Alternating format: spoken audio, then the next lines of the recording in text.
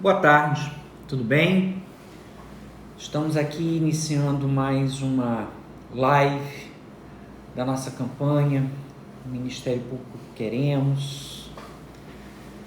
Os colegas estão começando a chegar, sejam todos bem-vindos.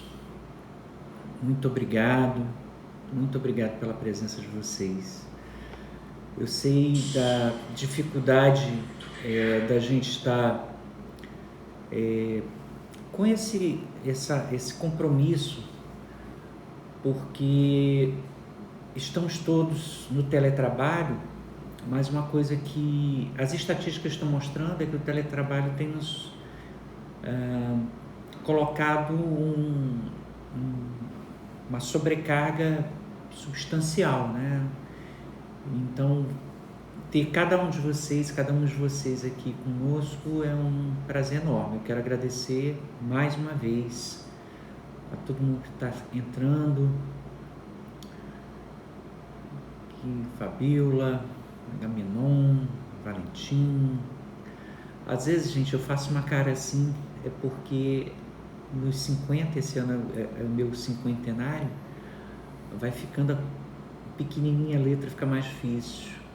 Colega Cláudio, muito obrigado por vocês todos.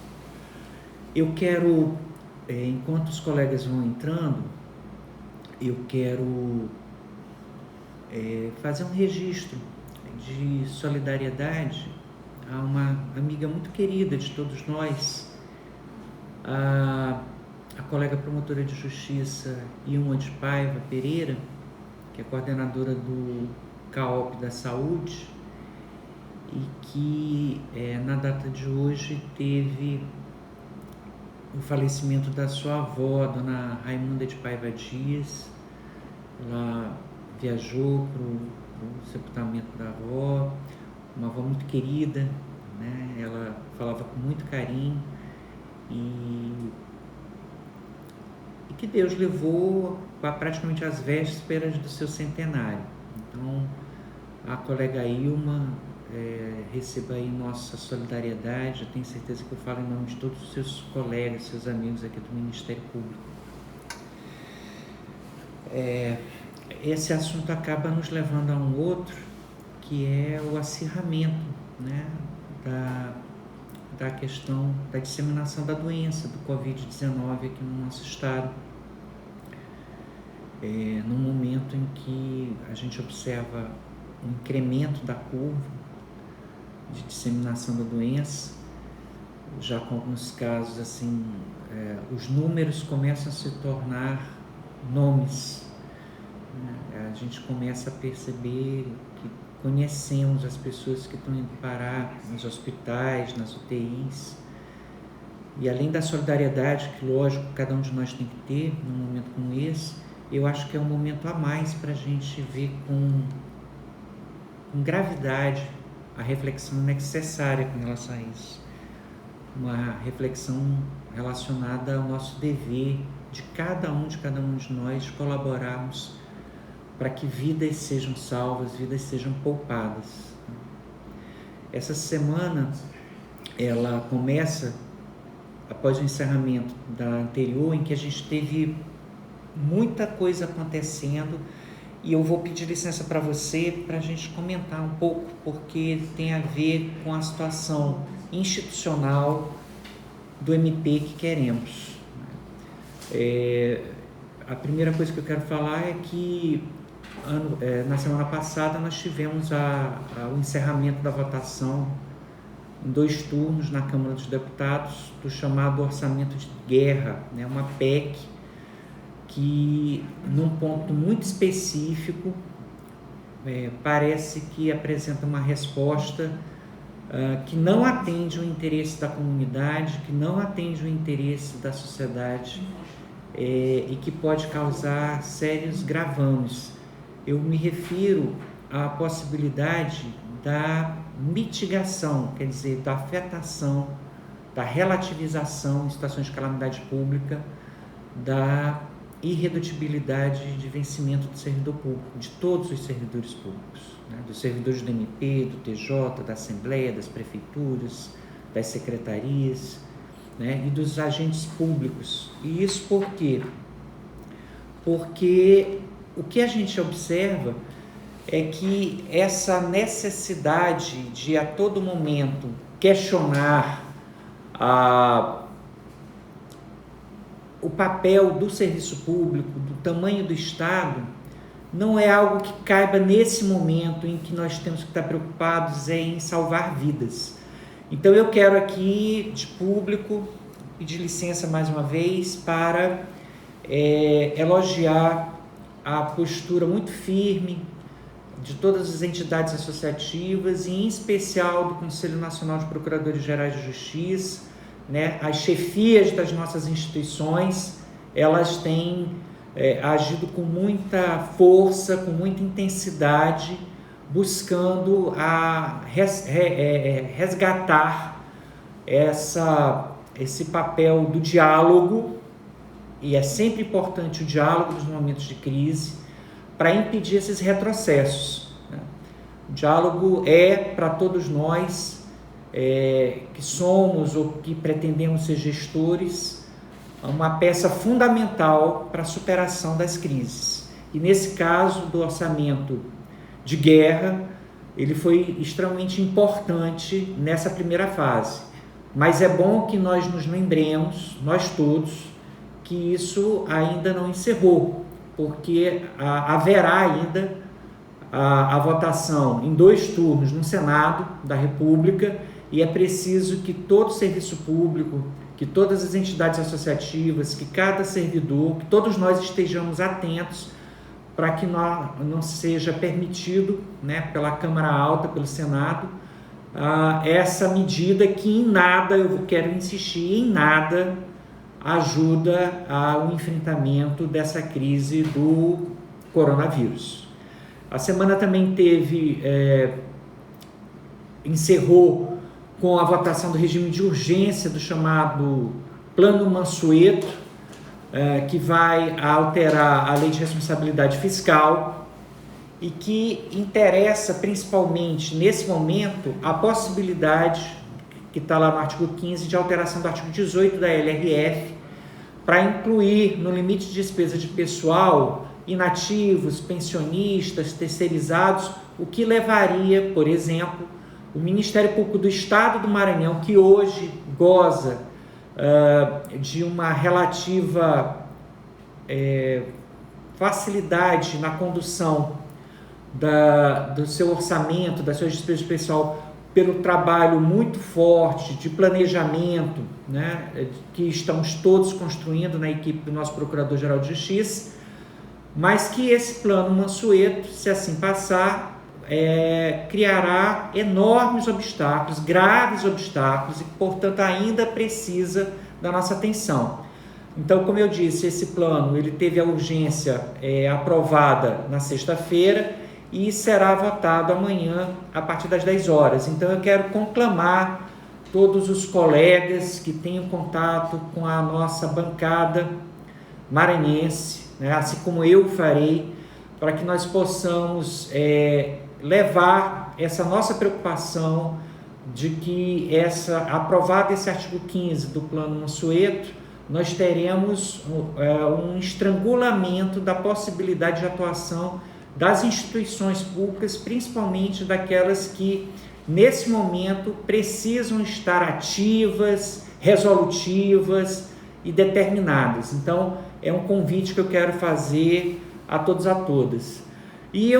já que já temos assim um número mais expressivo aqui de colegas, eu quero mais uma vez agradecer, né, ao nosso Procurador-Geral, Dr. Luiz Gonzaga, que está aqui entrando, o colega Cláudio Frazão, tantos outros que estão aqui. Lembrar que na sexta-feira, após várias tentativas, novamente do diálogo, da solução consensual, o Procurador-Geral de Justiça ele ingressou no Conselho Nacional de Justiça com uma reclamação em face do provimento número 13 de 2020 da Corregedoria Geral da Justiça, porque entendeu o senhor Procurador-Geral, principalmente depois de uma reunião virtual com um número muito expressivo de membros do Ministério Público que esse provimento ele não vem ao encontro da urgência de salvar vidas que nós temos hoje. Todos estamos acompanhando o aumento, eu já falei disso, o aumento da curva na disseminação, e cada medida que as instituições fizerem para fazer frear essa ascensão, achatando essa curva, significa nada mais, nada menos do que vidas que serão salvas.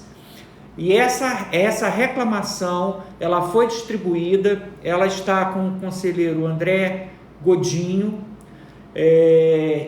mas mesmo assim já foram requisitadas informações ao egrégio Tribunal de Justiça. Foi uma decisão difícil, tenho certeza, mas foi uma decisão acertada e que a administração superior, qualquer administração superior, faria, e faria eu também, se estivesse na mesma posição, porque não é um pleito corporativo. É importante que se diga isso. Os promotores e promotoras, procuradores e procuradores de justiça, servidores, todos os colaboradores do Ministério Público, todos que estão na ativa, estão em regime de plantão extraordinário, em teletrabalho, aumentando em muito as metas em todos os sistemas de operação, participando das audiências virtuais, realizando atos inclusive para além das suas atividades rotineiras. Hoje, por exemplo, a colega Natália, junto com o juiz lá de Timbiras, eles realizaram com o Conselho Tutelar, com a equipe local, a distribuição de cestas básicas decorrentes de transação para a população que foi afetada pela enchente lá em Timbiras. Ou seja, o Ministério Público não para, o Ministério Público está presente, o Ministério Público está com a sociedade, preocupado com as vidas dos maranhenses, e por isso que está tomando essas medidas relacionadas ao distanciamento social, não só internamente, mas através das suas atividades. O Ministério Público tem ingressado com ações, obteve inclusive na Vara de Interesse Difuso, sabem vocês, uma decisão liminar muito importante para reforçar a autoridade do decreto estadual que orienta e dá elementos para esse distanciamento social, e é isso que o Ministério Público vai continuar fazendo, respeitando as suas prerrogativas, buscando o debate, o diálogo sempre que é possível, mas insistindo nas instâncias cabíveis, seja administrativa do controle externo, como o CNJ, seja na via judicial, até o STF, se necessário for, porque nós não podemos fazer que a atividade, que o funcionamento das instituições seja um fator de disseminação do vírus, do coronavírus, com a letalidade que ele vem se apresentando. Então eu quero parabenizar o senhor Procurador-Geral de Justiça nesse ponto, dizer que não é um jogo de medida de força, muito ao contrário, faz parte do debate democrático, e a instância adequada foi buscada pelo Ministério Público para sustentar essa sua posição, que eu volto a insistir, em favor do povo do Maranhão, para tentar diminuir, achatar a curva de incidência. Os promotores e promotoras, procuradores e procuradores estão à disposição, como sempre estiveram, para atender o povo maranhense, inclusive perante o Poder Judiciário, porque o Ministério Público trabalha e age em várias outras instâncias. E também nesse sentido de tentar garantir cada vez mais o achatamento dessa curva de disseminação, que apresentei no Digidoc um requerimento à Sua Excelência, o senhor Procurador-Geral, para que ele possa encaminhar ao Egrégio Conselho Superior, também nesse sentido de evitar o contato com autos físicos. O que eu estou me referindo? Nós temos uma resolução, a 22 de 2014, do nosso Egrégio Colégio de Procuradores-Gerais de Justiça, que determina, com uma periodicidade trimestral, a apresentação por cada promotoria de justiça de um quadro com todos os procedimentos investigatórios à Corregedoria e ao Conselho Superior, como por determinação da administração superior, visando única e exclusivamente afastar o risco de aumentarmos o contágio do coronavírus, não é possível fazer a manipulação dos procedimentos físicos. Fiz um requerimento e tenho certeza que será apreciado pelo nosso egrégio Conselho Superior, que é muito preocupado com a questão da salubridade, com a questão da saúde coletiva, do direito fundamental à vida do cidadão maranhense, para que o relatório que deveria ser apresentado agora, dia 10 de abril, seja adiado para a próxima periodicidade, que é no dia 10 de julho. O nosso Conselho Superior vai, com certeza, se reunir virtualmente. O MP do Maranhão está fazendo suas reuniões colegiadas virtualmente em respeito, volto a dizer, à saúde pública, à prevenção da disseminação do vírus, e eu tenho certeza que suas excelências, senhores conselheiros, irão avaliar e deliberar no melhor sentido da saúde, da segurança sanitária, epidemiológica de membros e servidores. Mas nós estamos aqui hoje, meus amigos e minhas amigas, e eu quero mais uma vez agradecer a paciência, a generosidade, a gentileza, a curiosidade de cada um e de cada um, para falarmos sobre as propostas do MP que queremos, as nossas propostas, os compromissos que eu assumo com cada um e cada uma de vocês. E nós fizemos mais uma enquete para discutirmos ou entre o Fórum Permanente do Ministério Público, que é uma instância de apoio ao processo decisório do Procurador-Geral de Justiça, que já tivemos no passado, à época da gestão do Dr. Raimundo Nonato, Dr. Francisco Barros, a quem eu saúdo aqui nesse momento, e nós estamos buscando, nesse momento aqui, tratar do assunto que foi escolhido, que é a autocomposição, ou seja, a força do diálogo, a força da busca do consenso para a resolutividade das questões, das sérias e graves questões que o Ministério Público é demandado a todo momento pela população. Mas mesmo depois da escolha, nós tivemos a felicidade de sermos buscados por outros colegas que nos solicitaram que falássemos também sobre a questão da regionalização e da interiorização das atividades da Procuradoria-Geral de Justiça, dos órgãos auxiliares, e como em muitos momentos há uma aproximação sobre isso, nós vamos tratar desses assuntos como um todo. Sobre a questão da autocomposição.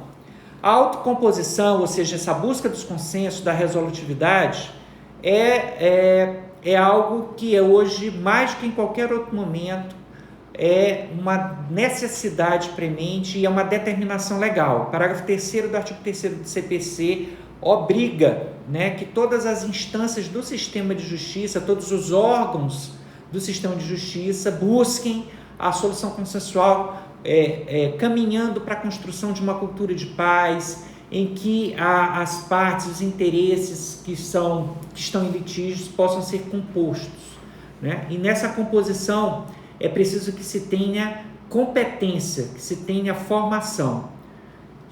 Tenho o privilégio, a honra imensa de ter merecido do Conselho Superior o mandato de diretor da Escola Superior do Ministério Público. E na AESMP nós estamos com um programa permanente de formação em autocomposição, muito bem coordenado pela colega Ana Tereza Silva de Freitas, em que trabalhamos inclusive junto com o gabinete de mediação comunitária e as estruturas, buscando dar cumprimento inclusive a recomendações e resoluções do Conselho Nacional do Ministério Público. Nesse programa de formação, nós estamos trabalhando principalmente com as técnicas de mediação. Já fizemos um curso de mediação familiar, estamos trabalhando com outros aspectos relacionados a isso, para também avançarmos para a questão tributária, que a gente também tem trabalhado, na escola, no ato infracional, mas também estamos trabalhando com um curso de técnica de negociação baseado nos estudos da Harvard Law School. Né? Estamos com tudo programado para o segundo semestre, e se Deus quiser, iremos concretizá-lo, não mais como diretor, mas pela sua vontade, pela vontade de Deus, espero poder concretizá-lo como seu Procurador-Geral de Justiça, esse curso, com o presidente do Conselho, do Colégio de Diretores de Escola Superior, o colega Marcos, do Rio Grande do Norte, que também é coordenador do NUPA, que é o Núcleo Permanente de Incentivo à Autocomposição. E esse processo de formação é para desenvolver toda uma série de atividades que iremos realizar a partir de junho deste ano. O nosso colégio, a Igreja Colégio de Procuradores, atento a essa necessidade,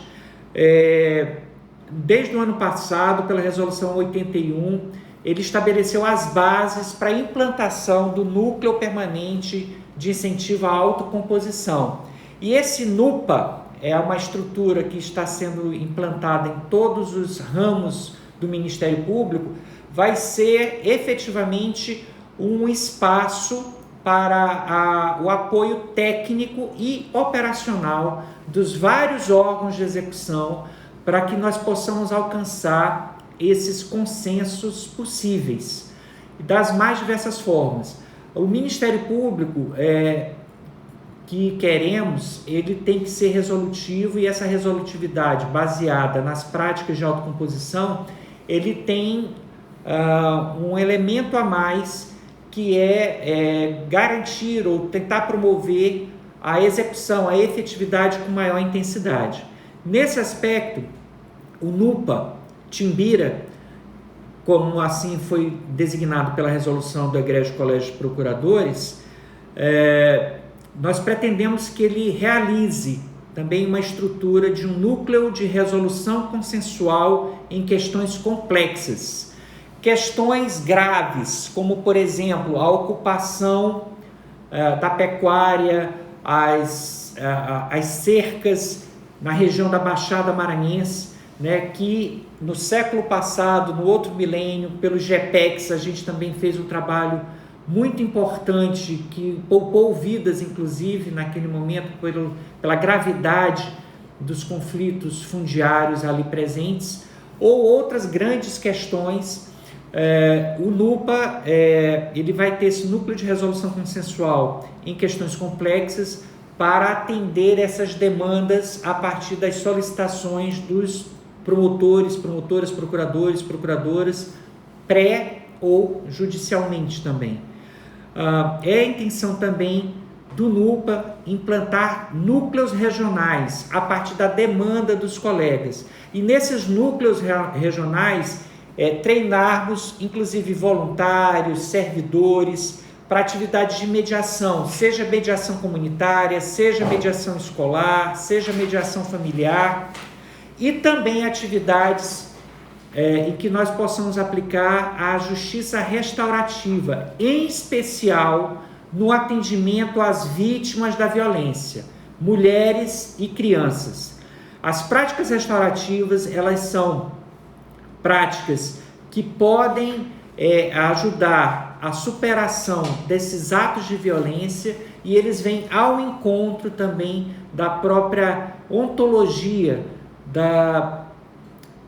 desses microsistemas relacionados à proteção da família, nos termos do artigo 226 da nossa Constituição Federal. Além disso, é proposta e é meu compromisso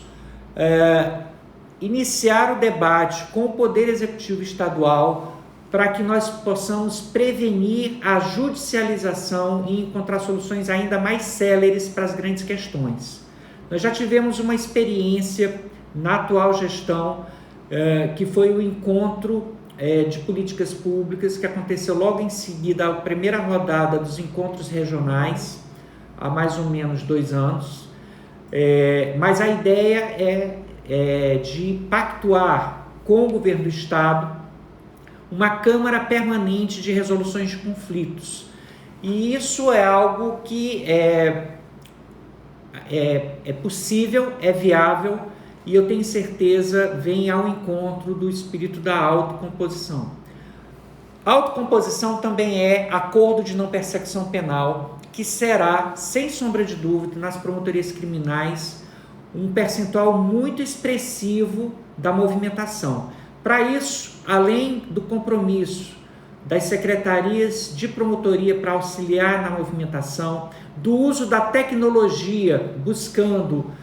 soluções de aplicativos como Consensus, que está sendo desenvolvido pelo MP de Pernambuco, dentro do grupo de estudos que a escola já vinha desenvolvendo sobre o acordo de não persecução penal, já tramita no Digidoc um pedido por mim assinado, por mim elaborado, no sentido de garantir a participação da defesa técnica na audiência extrajudicial do acordo de não persecução penal. Não só parte das propostas já foram incorporadas no que se refere, por exemplo, ao uso da lista dos advogados dativos da vara e o pedido, quando da solicitação da homologação do acordo, para que a autoridade judicial possa determinar o pagamento dos honorários, segundo a tabela da OAB, mas também, e algo que já está sendo desenvolvido e que iremos com certeza efetivar, um acordo de cooperação com a Defensoria Pública do Estado e também com os escritórios escola dos cursos de Direito, onde houver essa faculdade. E também por sugestão de alguns colegas, eventualmente, onde não for possível atender a qualquer dessas possibilidades, intentar, junto à FAMEM, a possibilidade de termos nas procuradorias municipais ou das chamadas assistências jurídicas municipais, a participação de um advogado do município para acompanhar esses casos do acordo de não persecução penal. E no acordo de não persecução civil, não só atender e acompanhar o trabalho do CAOP-PROAD, brilhantemente coordenado pelo colega Cláudio Ribeiro, que na data de hoje, parece que foi um presente dele para a nossa live, eu poder fazer esse anúncio, na data de hoje ele fez a nota técnica número 3/2020, o CAOP realizou, e aí foi uma feliz coincidência, eu quero agradecer muito ao colega Cláudio, em nome de todos os colegas, em que ele vai tratando de todos os aspectos relacionados ao acordo de não persecução civil e que com certeza contará também no Ministério Público que queremos com o apoio da tecnologia para poder, a exemplo do aplicativo Consensus, a gente também ter soluções de tecnologia que possam abreviar e tornar mais rápida ainda a realização desses acordos. Saindo da questão da autocomposição, embora não estejamos esgotando aqui, mas apenas em homenagem ao tempo e também à solicitação dos colegas, né? É preciso que a gente possa falar sobre um aspecto que é relacionado à regionalização e à interiorização. E nisso eu me sinto muito à vontade para falar com os colegas, porque nesses quase 2 anos à frente da nossa escola superior e de toda a sua equipe, nós tivemos a possibilidade concreta de levar a nossa escola aos mais diversos cantos do nosso estado. Não só presencialmente, com oficinas, concursos, com as mais diversas atividades como seminários, congressos, rodas de conversa, mas também pela prática do ensino à distância. E estamos realizando, ainda hoje, esse tipo de regionalização. Um grande marco que muito me orgulha é que não só na retomada do nosso programa de pós-graduação, que estamos desenvolvendo a pós-graduação em Gestão e Governança em Ministério Público. Formamos a primeira turma, estamos, em razão da pandemia, tendo que reelaborar o cronograma para a segunda turma, mas teremos essa segunda turma. Quero, inclusive, deixar os colegas que se inscreveram tranquilos com relação a isso. Tudo está sendo feito para que essa especialização, que ela tem que ser presencial nos termos da autorização do Conselho Estadual de Educação, mas nós temos o orgulho de regionalizar o programa de pós-graduação e de interiorizá-lo, e teremos ainda esse ano a primeira turma de especialização de uma escola do sistema de justiça a se desenvolver inteiramente fora da capital. Teremos em Imperatriz a especialização de conhecimentos técnicos e jurídicos aplicados à investigação pelo Ministério Público, que não só vai permitir a todos os membros e servidores que dele participarem melhor entender a teoria geral da prova, a produção da prova pericial, como também de se colocarem numa posição muito mais aprimorada na busca da excelência dessa produção da prova, para que a gente possa cada vez mais ter uma qualidade na formação do convencimento da autoridade judicial, não plasmado apenas e tão somente na prova oral. Então, de interiorização, de regionalização, conheço também porque tive a honra de merecer, por parte do nosso Procurador-Geral, a deferência de participar desde o primeiro momento da elaboração, da discussão das próprias promotorias regionais, que hoje temos 4 promotorias regionais da ordem tributária, que tem uma coordenação pelo Centro de Apoio Operacional da Probidade Administrativa e do Combate à Sonegação Fiscal. E o sucesso das promotorias regionais, que hoje já é possível proclamar, só foi possível porque os nossos órgãos colegiados, em especial o Colégio de Procuradores, muito bem soube entender a necessidade de avançarmos e de inovarmos. Os resultados efetivos que hoje as 4 promotorias regionais têm apresentado para o Estado do Maranhão podem ser exemplificados com um fato muito simples. Uma única notificação feita pelos 4 promotores com a Secretaria de Fazenda permitiu um resgate de quase 200 milhões de reais aos cofres públicos. Além disso, essas promotorias regionais vêm trabalhando para solucionar um problema muito sério, que é dos municípios sem arrecadação própria. O Maranhão é o segundo estado em pior condição nesse aspecto. E é preciso que os municípios cumpram esse dever de arrecadar, porque sem arrecadação não há um orçamento adequado, sem orçamento adequado não há política pública, e sem política pública o cidadão não tem seus direitos observados.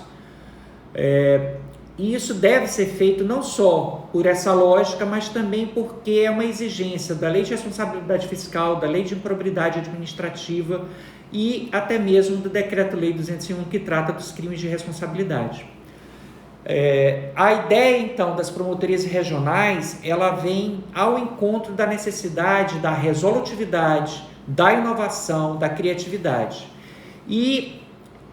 a promotoria regional, ela tem toda a possibilidade, e eu digo porque, eu volto a dizer, tenho o orgulho de ter participado desde a origem do pensamento que levou o Egrégio Colégio de Procuradores de forma corajosa, de forma competente, a dar essa oportunidade de desenvolvimento das atividades para o Ministério Público Maranhense. A promotoria regional casa muito com a lógica das políticas públicas regionais, que tem uma atuação regionalizada, como, por exemplo, a questão da saúde. E aí a gente pode falar principalmente sobre os comitês intergestores regionais e a possibilidade de fazermos a aproximação das promotorias regionais com cada um desses conselhos nas regiões de saúde do Estado, para que não só haja um acompanhamento mais efetivo dessa lógica da regionalização que permite o referenciamento, que permite a definição das metas, que permite, portanto, mais efetividade na prestação da política pública da saúde, e estamos vendo nesse momento que essa prioridade ela tem que ser permanente,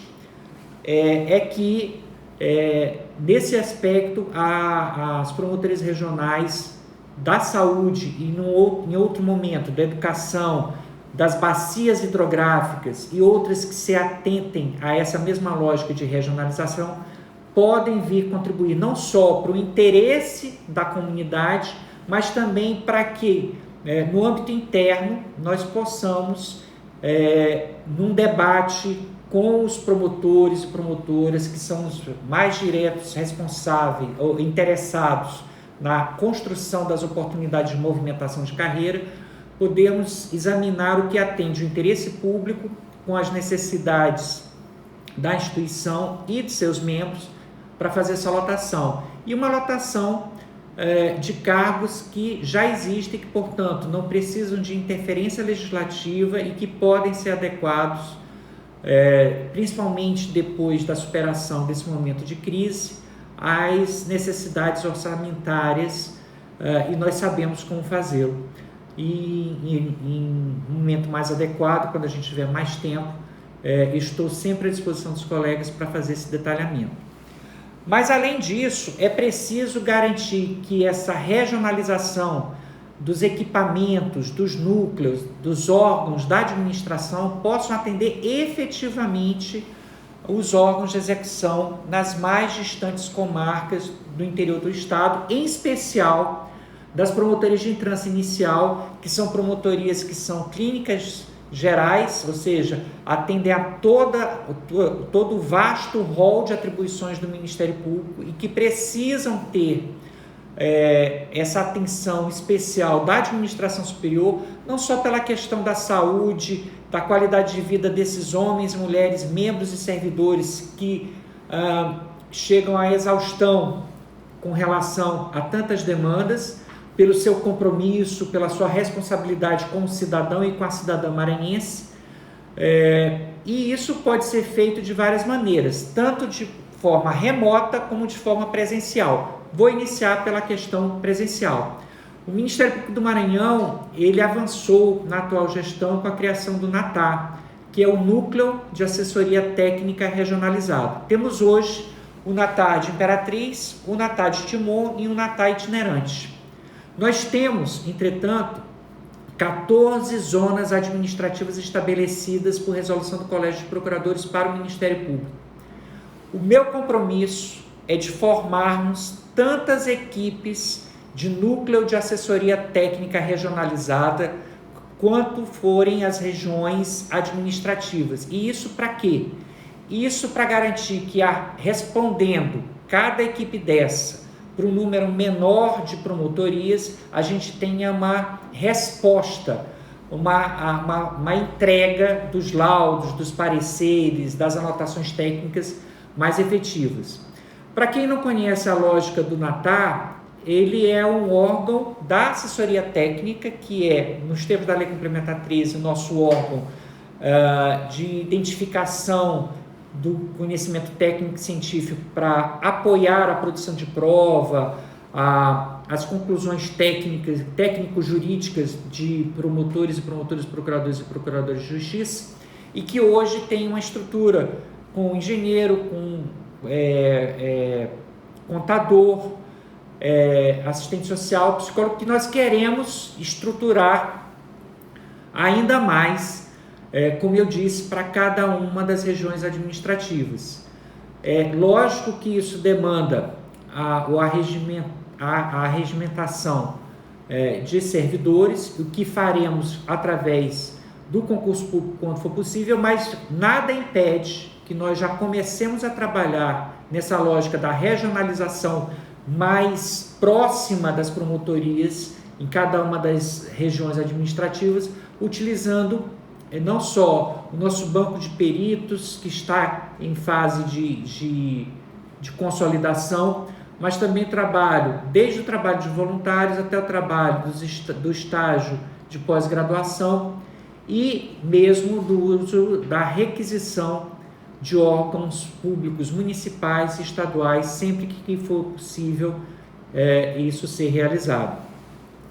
Além disso, é preciso e é possível potencializar, otimizar o trabalho inovador que está sendo desenvolvido pelo desempenho, pela dedicação dos colegas que hoje estão compondo os núcleos regionais do GAECO.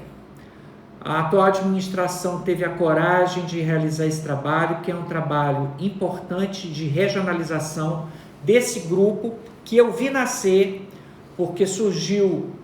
durante a gestão do Dr. Raimundo Nonato, quando à época eu desempenhava a função de diretor da Secretaria para Assuntos Institucionais e que já desenvolveu atividades importantíssimas para o combate da criminalidade organizada no nosso estado e até mesmo fora do nosso estado.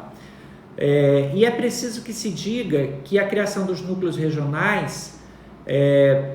que estão em fase ainda de consolidação em termos de estrutura, de equipamentos, mas que avançamos muito, inclusive com a obtenção de delegados e de agentes e de escrivães para que possam trabalhar conjuntamente, mas isso pode e deve ser melhorado com o apoio, ainda que remoto, de dois tipos de atividades que são indispensáveis para a investigação. A primeira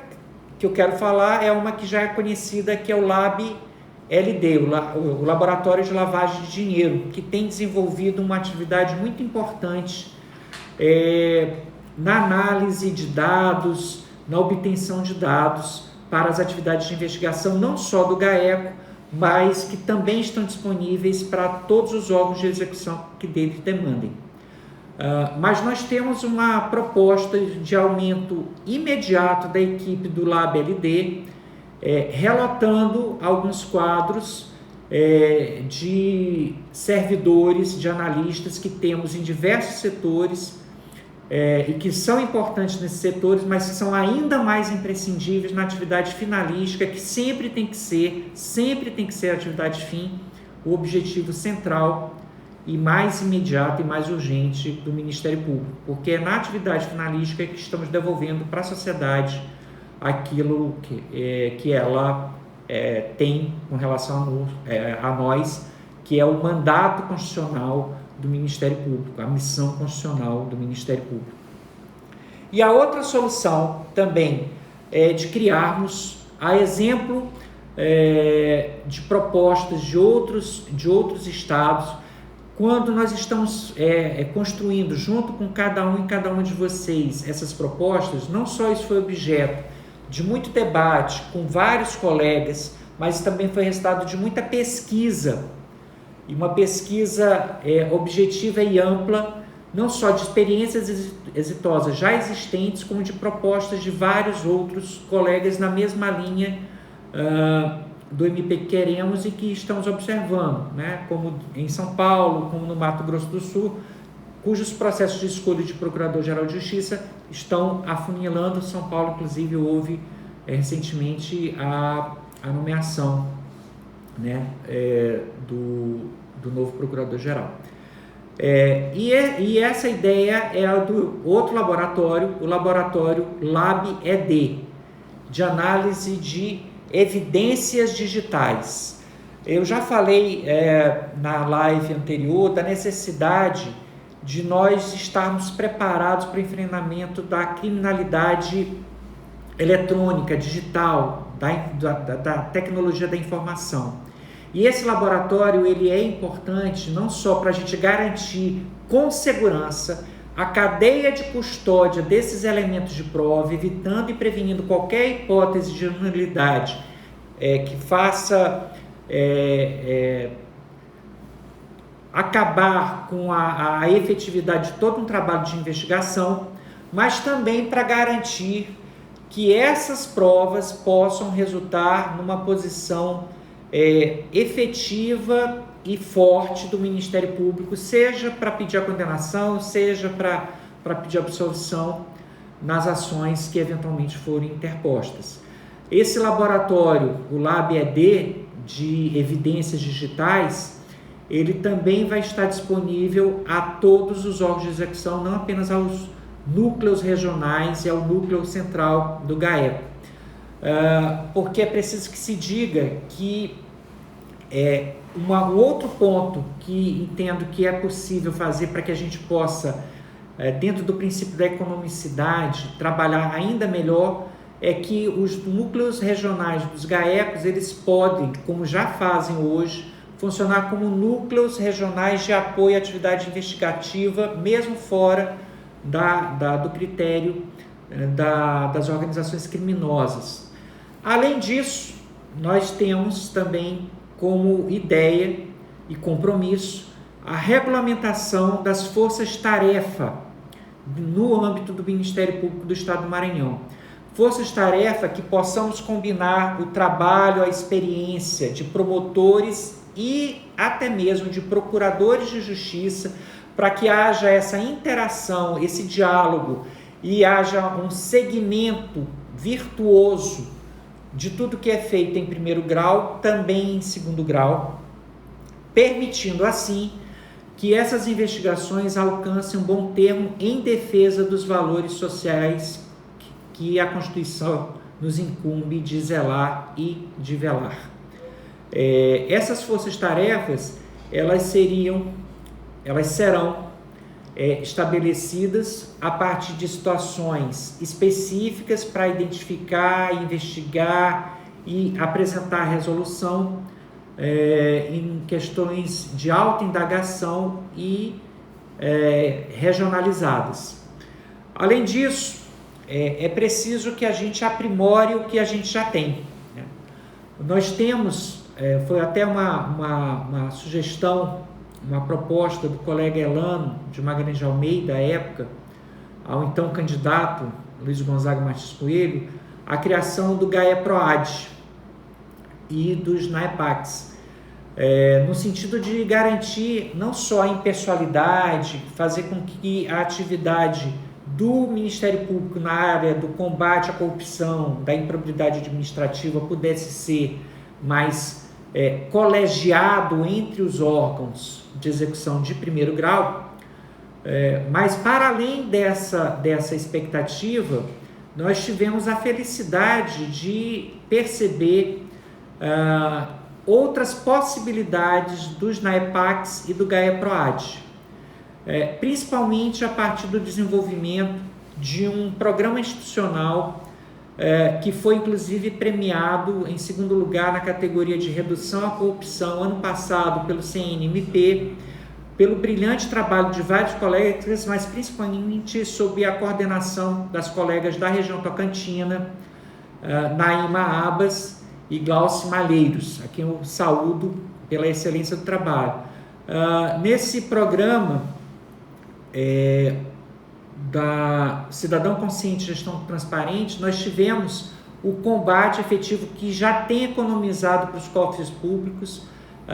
uma quantia suficiente, significativa, o combate à acumulação ilegal de cargos, permitindo não só transparência e economicidade para a administração, mas o estrito cumprimento das disposições legais e constitucionais. A ideia, portanto, e o compromisso que eu assumo, é fazer com que o GAEPROAD seja, no combate à corrupção, à improbidade administrativa, o que o GAECO é hoje para o combate às organizações criminosas, ou seja, atendendo também recomendação e orientação do CNMP, termos no GAEPROAD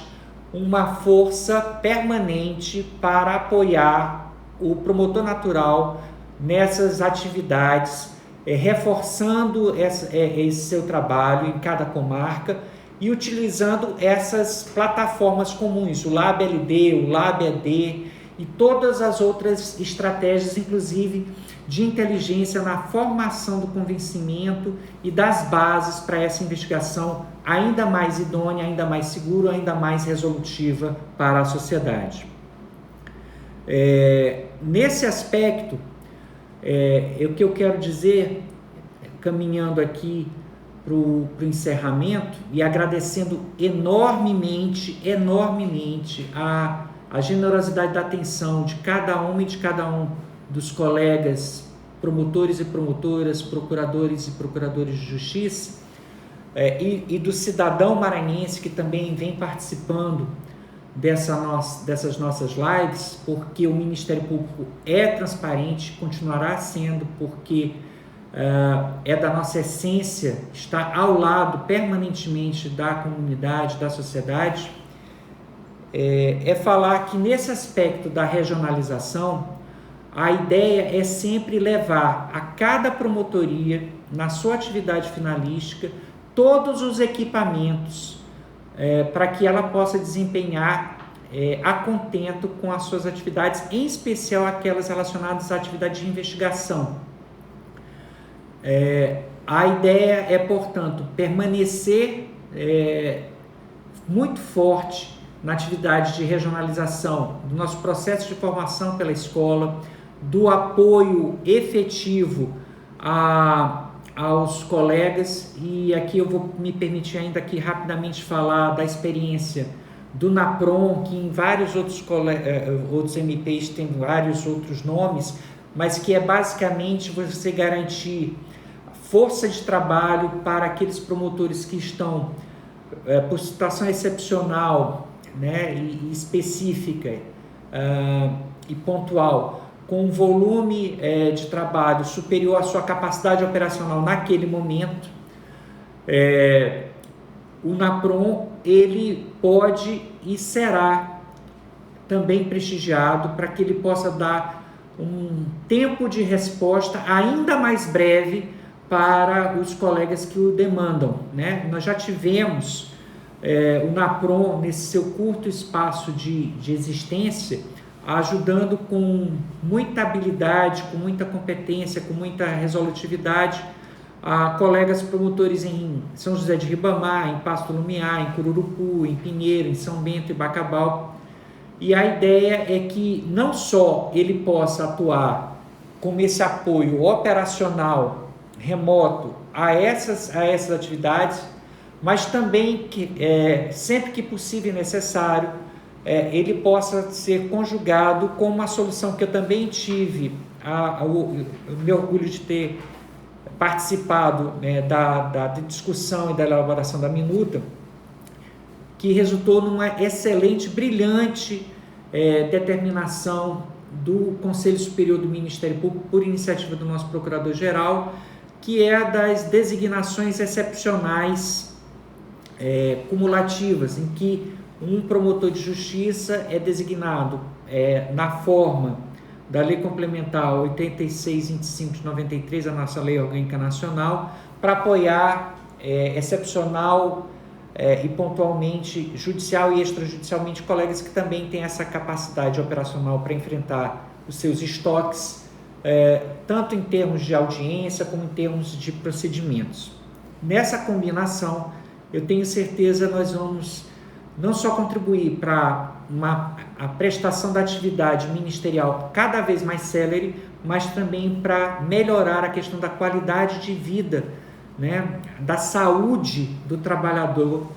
dos nossos membros e servidores. Assim como também é uma preocupação também vinculada à saúde do trabalhador, de membros e servidores, a ideia das promotorias regionais, porque você consegue destacar, e eu volto a insistir, principalmente daqueles promotores da entrância inicial, que são ainda mais sobrecarregados, algumas atribuições pela lógica da sua regionalização, serem políticas regionalizadas, garantindo então que eles possam despender ainda mais força, energia, inteligência e competência em outros temas mais próximos da sua realidade local. E, para finalizar, nós vamos iniciar a partir de outubro um novo ciclo de planejamento estratégico. Pretendo realizá-lo de forma regionalizada para ouvir as comunidades, para saber das suas necessidades, mas principalmente para ouvir membros e servidores que são os maiores e melhores conhecedores de cada região do ponto de vista da atuação do Ministério Público, e que cabe a eles, do alto dessa sua expertise, ajudar a conduzir todo esse processo de planejamento. E também, de forma regionalizada, trazer promotores e promotoras, todos aqueles que integramos o Ministério Público, para os espaços de decisão do processo decisório do Procurador-Geral de Justiça, regionalizando também o Fórum Permanente do Ministério Público, né? Como bem lembra aqui o Dr. Francisco das Chagas, são estratégias importantes de presença da administração superior, né? Não serei um procurador-geral que ficará restrito ao gabinete. Os colegas sabem que sempre puderam contar e sempre contarão com a minha presença, com a minha participação. Eu não vou terceirizar esse mandato, eu não vou fazer com que as demandas, as inquietações, elas não sejam respondidas pelo Procurador-Geral no âmbito das suas competências ou pelos órgãos superiores também no âmbito das suas competências, porque o que é importante é que nós tenhamos sempre e a cada momento a convicção de que a nossa unidade e indivisibilidade é o que nos faz fortes, é o que nos faz efetivos. Eu quero, então, já nesses minutos que faltam, agradecer a todos os colegas, a Érica Beckman está aqui entrando, o Marco Amorim,